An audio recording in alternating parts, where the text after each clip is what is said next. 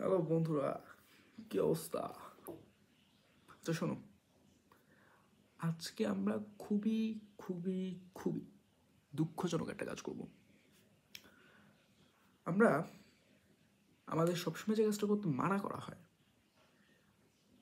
যে বাপের আগে হাঁটতে মানা করা হয়, সে কাজটাই করব। আজকে বাপের আগে হাঁটবো। চলো বাপের আগে হাঁটি। বাপের আগে হাঁটতে গেলে আমরা কি করবো জানো?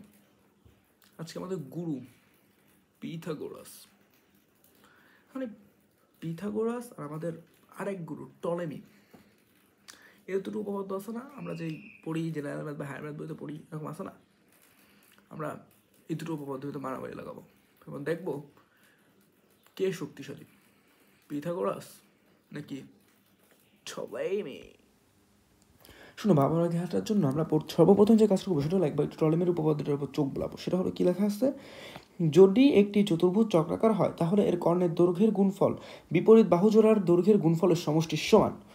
যদি আমাদের বইটি অন্যভাবে লেখা আছে, তো যাই হোক, তা আমরা সে কথা মতো একটা বৃত্ত আঁকাইছি। এখন বৃত্তের ভিতরে আমরা একটা চতুর্ভুজ আঁকাইছি।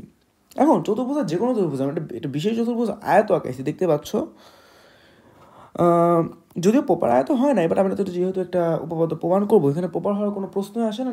মানে প্রপার না হলেও হয়েছে, একটা বুঝে নিলেই হয়েছে, এটা বোঝা গেলে হয়েছে, এটা আয়ত আঁকাইছি, তাহলে একটা আয়ত আঁকাইছি। তাহলে আমাদের টলেমি সাহেব যা বলছে আমরা সেটাই করবো।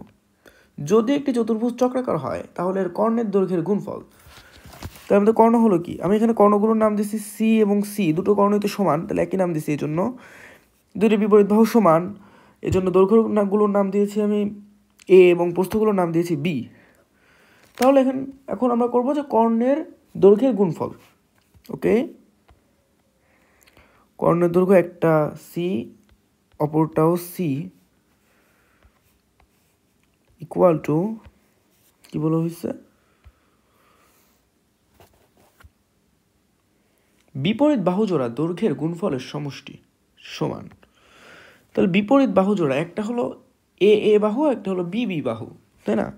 মানে তাহলে আমরা এ বাহু ইন্টু এ বাহু প্লাস বি বাহু ইন্টু বি বাহু, কি হয়েছে না? যা বলছে সেটা আমি লিখছি না, ইকুয়াল টু সি স্কোয়ার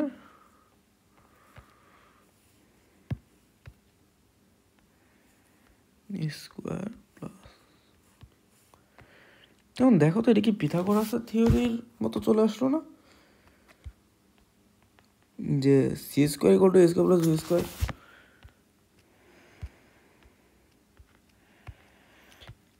কারণ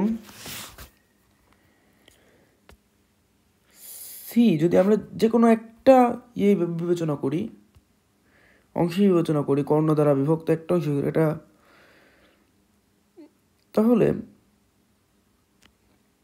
এটা কিন্তু একটা, ধরো আমরা শুধু নিচের অংশটা ব্যবহার করি, স্কেল দিয়ে যে অংশটা ঢেকে দিয়েছি এই অংশটা না, আমরা শুধু নিচের অংশটা যদি বিবেচনা করি তাহলে এটা সমকোণী ত্রিভুজ হয়, তাই না? উপরটাও সমকোণী ত্রিভুজ, মানে নিচেটা দিয়ে বলতেছি।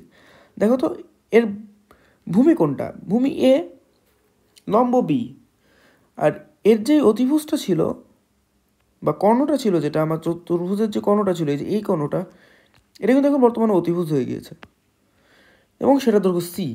তাহলে আমরা কি পিথাগোরাস উপপাদ্য কি জানি, যে সমকোণী ত্রিভুজের লম্ব স্কোয়ার ইকুয়াল টু, মানে সরি, অতিভুজ স্কোয়ার ইকুয়াল টু লম্ব স্কোয়ার প্লাস ভূমি স্কোয়ার।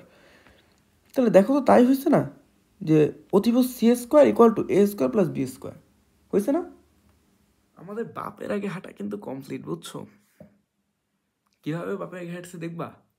দেখবা, দেখো আমরা বাপের আগে কিভাবে হাঁটছি। আমাদের পিথাগোরাস কিন্তু খ্রিস্টপূর্ব জন্মগ্রহণ করছে, দেখছো? কত আগে খ্রিস্টের জন্মের, মানে থিওরিটা কবে দিছে জানি না, আমি খালি জন্মদিন হিসাব করতেছি, কত শত বছর আগে থিওরি দিছে, মানে পিথাগোরাসের যে থিওরিটা আমরা পড়ি। আর এখানে আমাদের টলেমি সাহেব খ্রিস্টাব্দ 100 থেকে বা 170-এর ভিতরে নাকি, আচ্ছা 100, মানে অনুমান করা হয় যে 100-তে জন্মগ্রহণ করছে, 170-এ মারা গেছে, বুঝছো তো? মানে কতটা ডিফারেন্স সময়ের দেখছো? এজন্যই বলছিলাম মানে বাপের আগে হাঁটা। মানে সাধারণত আমাদের কি উচিত ছিল যে পিথাগোরাসের উপপাদ্যটা দিয়ে আমরা টলেমি উপপাদ্য প্রমাণ করবো, বাট আমরা টলেমি উপপাদ্য দিয়ে পিথাগোরাসের উপপাদ্য প্রমাণ করছি। অলরেডি বাপের আগে হাঁটা না বিশিষ্ট পাকা মানুষ হও, তাহলে পরীক্ষা হলেও বাপের আগে হাঁটতে পারো, কারণ পিথাগোরাস উপপাদ্যটা নিয়মিত আসে না? তোমরা টলেমির উপপাদ্যটা লিখে এক লাইনের ভিতর কমপ্লিট করে দিতে পারো, সেটা বৃত্ত আঁকাবা, বুঝছো? শুনো, বি অ্যাডভান্স, সবসময় একটু উপর দিকে চিন্তা করতে হবে, বাবার আগে হাঁটতে হবে। বাবার আগে হাঁটার পরে যদি ভেঙে পড়ো সেটা কিন্তু আমার দোষ না, ঠিক আছে? তখন আবার আমার ভিডিওতে এসে রিপোর্ট মেরো না। যা করবা নিজের রিস্কে করবা, বুঝছো? আর বড় ভাইরা ছোট ভাইরা যা বলে সবসময় সব কিছু করতে হয় না। তাহলে আজকে এ পর্যন্তই, দেখা হচ্ছে পরবর্তী ভিডিওতে।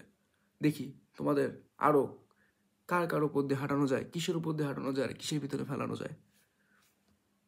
লাভ you bro, love you, bye by.